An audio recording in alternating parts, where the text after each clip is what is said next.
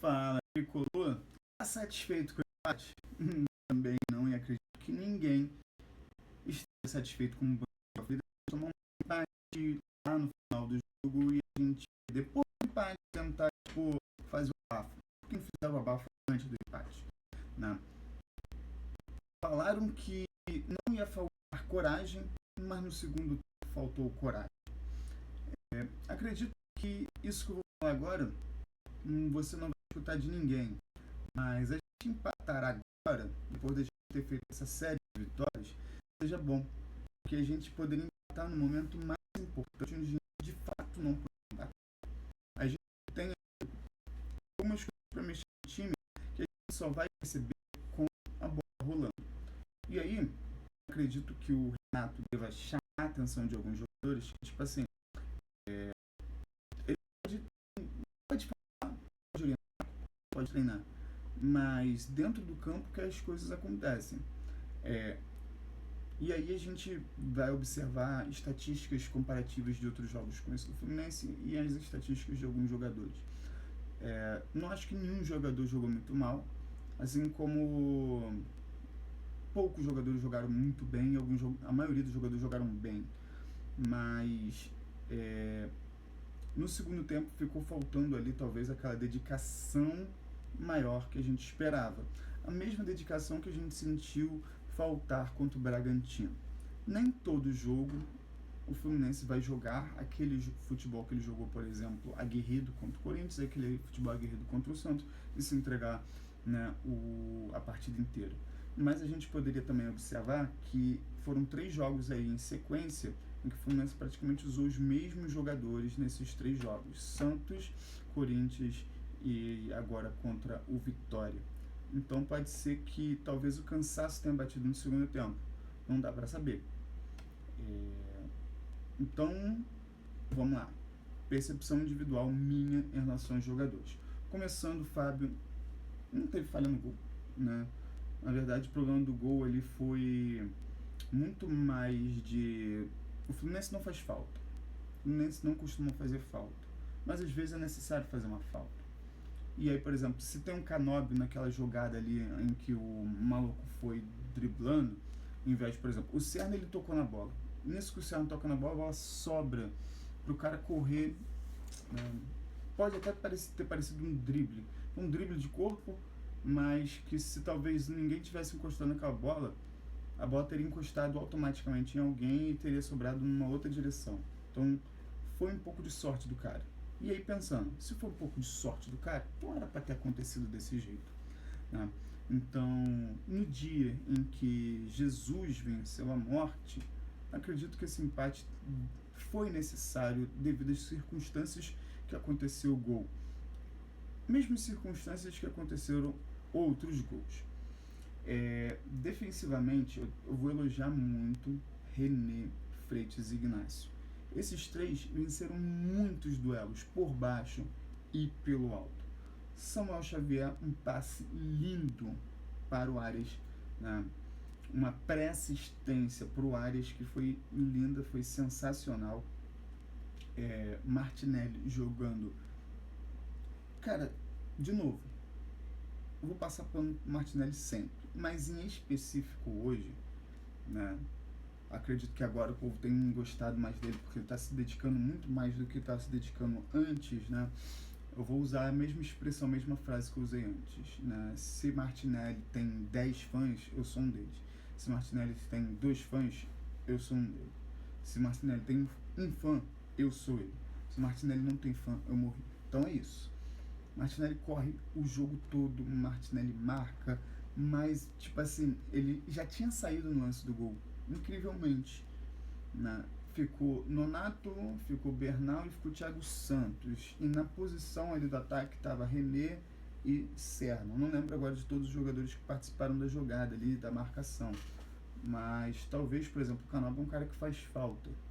Então talvez com o Canóbio não teria saído aquele gol, porque ele teria feito a falta, porque ele vai com muita energia. E é justamente isso que eu queria chamar a atenção, que é justamente o próximo nome, Canóbio. Eu acho que o camisa 17 do Fluminense deveria entrar no segundo tempo e talvez Keno ou Serna entrar no primeiro tempo. Você tem uma energia muito grande com o Canóbio e essa energia talvez é meio desperdiçada porque ele entra com muito gás, com muita energia, na hora que está todo mundo cheio de energia. Então é 6 por meia dúzia. Agora, se tu coloca esse jogador, se o Fluminense estiver precisando de resultado para jogar quando os outros jogadores do time adversário principalmente estão cansados, quando os jogadores do nosso próprio time estão cansados, por exemplo, o Fluminense está precisando correr, coloca ele para correr, que não vai faltar gás desse maluco, né? Eu admiro ele por conta disso. Falta um pouco de técnica nele, mas talvez a técnica dele se sobressaia quando os jogadores do outro time, né, estivessem ali um pouco cansados. Hércules. Acho que o Hércules jogou bem, mas acho que ele pode melhorar ainda assim. A questão toda é que o Fluminense já teve vários jogos e ainda assim a gente fica naquela expectativa de, tipo assim, o Hércules vai melhorar, o Hércules vai melhorar. E talvez, tipo assim, ele voltou talvez de uma lesão leve aí, talvez com o Bernal em alguns jogos e não com ele. Ele estava fazendo umas tabelas legais ali com o Samuel Xavier e com o Arias, mas eu sinto às vezes que ele demora a dar opção de jogada. Talvez ele, num quesito mais de verticalidade, talvez não tenha entendido que às vezes o Fluminense, né, por conta da crescente dos jogadores do Fluminense, está muito impregnado ali ainda a questão de toque de bola, de aproximação, ele fica esperando muito numa posição só, ao invés de ficar oscilando ali, né, ficar se movimentando. O Arias, ele pega a bola, já está em outro lugar, Samuel Xavier toca, já vai para outro canto, Nonato, Ganso, Martinelli, todo mundo faz isso. E às vezes eu senti que o Hércules, ele simplesmente parava. Não sei se desligava o botão dele, ele ficava assim, tipo, parece eu às vezes, tipo, caraca, o que eu tô fazendo aqui? E o futebol, não sei se é isso, mas tipo, cara, tirando isso, eu acho que ele foi muito bem. Marcação, ele manda bem. E senti falta dele no quesito chegar na frente e chutar assim como o Bernal fez. E aí vem Ganso. O Ganso jogou mal? Não. O Ganso jogou bem do jeito que ele sempre joga? Ainda não. Ele está melhorando aos poucos, né, tá crescendo, tá voltando a ser o Ganso que a gente conhece, mas ele deu alguns moles, alguns passes que ele não... Tipo assim, ele estava psicografando alguns passes com cruzamentos que ele poderia ter feito de uma forma, ele acabou jogando a bola na mão do goleiro Lucas Arcanjo. Então, tipo, vai evoluindo o Ganso. E aí, por uma questão de, tipo assim, pensando que ele ainda vai evoluir, poder tirar ele ou colocar ele no segundo tempo, né? E ele fazer esse trabalho, tipo assim, entrou no segundo tempo, talvez com 10, 15 minutos, com energia, sem cansaço, com outro time já cansado, e o Canóbio com muita energia, talvez fosse uma boa nesse momento em que o Ganso ainda não voltou e o Canóbio, esse jogador que tem muita energia. O Ganso, então, se ele entrasse, tendo entrado no primeiro tempo, colocar o Lescano, mas não 3 volantes. Tipo assim, você muda a dinâmica do time. Né? Por exemplo, o Lima. O Lima não é o jogador que é o Ganso, mas o Lima chega na frente para chutar. O Nonato não é muito o jogador que chega lá na frente. Às vezes ele chega, mas não é com a mesma frequência que chega Ganso e que chega o Lima. Germancano, apesar de ter recebido uma nota alta por conta do gol, né, perdeu um gol bem no início do jogo que não perderia, né, não foi nem mérito do goleiro, ele simplesmente chutou para fora, gol aqui, ele simplesmente chutou para fora, estava errando muitos passes para trás que ele gerou, que geraram ali um contra-ataque, um lance de perigo para o time adversário, mal posicionado muitas vezes. E aí, justamente no momento em que ele se posiciona bem, no posicionamento em que ele deveria estar, que era dentro da área, talvez puxando uma marcação, aí o Fluminense vai lá e faz o gol com ele. E ainda assim, né, ele recebeu uma nota boa. Né? Acredito que devido a essa quantidade de erros dele, eu teria baixado um pouco essa nota dele para 7.1, tá? 7.4. Né? E o melhor jogador hoje da partida foi John Arias. E aí o curioso aqui do time deles, eles fizeram um gol com o Lucas Braga, que entrou no segundo tempo no lugar do Janderson. O Janderson foi o jogador que, se não me engano, fez o gol contra o Fluminense no passado. Saiu ele, entrou o Lucas Braga, que fez o gol.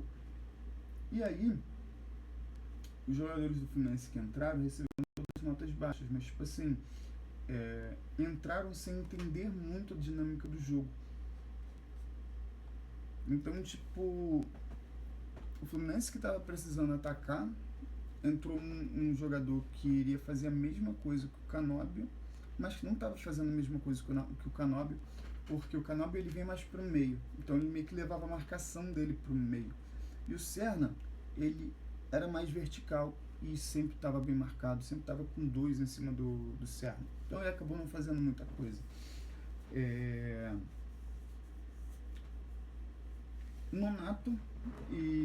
Nonato, Facundo Bernal e Thiago Santos entraram todos eles na substituição dos jogadores do meio do Fluminense. E nisso que mudou os jogadores ali do meio, a gente mudou a forma com que o meio do Fluminense funcionava.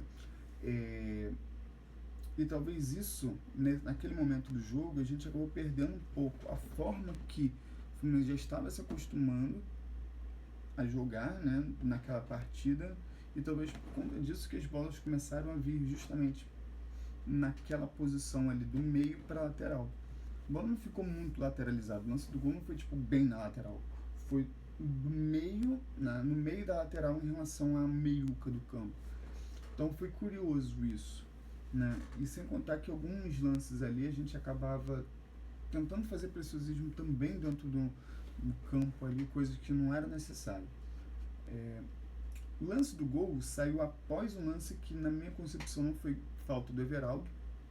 E aí a bola, né, vai naquela, vira o jogo, gol. E o resto você já sabe. Né? E aí falta o último jogador nosso aqui, John Arias. Cara, não tem nem o que falar desse maluco. Sei lá. Ele deu um chutão que a bola sabe-se lá onde foi, né? Mas tipo, acho que foi o único erro dele, que esse maluco driblou. Esse maluco fez hoje, levou o time todo nas costas. A bola foi desviada, mas em tese deveria ter sido uma assistência dele. Mas tipo, o maluco joga muito, não tem nem o que falar dele, né? Mas é isso. Hoje não vence o Fluminense. O Fluminense tomou aí o seu 4º gol no Campeonato Brasileiro, fez 6, tomou 4. O Fluminense perdeu, o Fábio, na verdade não o Fluminense, o Fábio perdeu a chance aí de se aproximar ainda mais do recorde do Buffon. Ainda continua faltando 6 jogos, mas se o Fluminense ganha essa partida do jeito que estava ganhando, ficaria faltando 5.